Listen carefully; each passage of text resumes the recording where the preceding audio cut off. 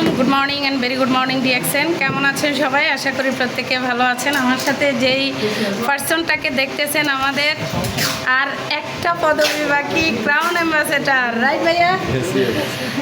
ভাইয়া একটু আগেই বললো ভাইয়া আর কয় মাস বাকি দেখছেন আমার মুখ দিয়ে কথা বেরিয়ে যাচ্ছে। বলেন। আর 3 মাস, 2 থেকে 3 3 মাস। মাস। কংগ্রাচুলেশনস, আপনারা সবাই ভাইয়াকে কংগ্রাচুলেশন জানাবেন।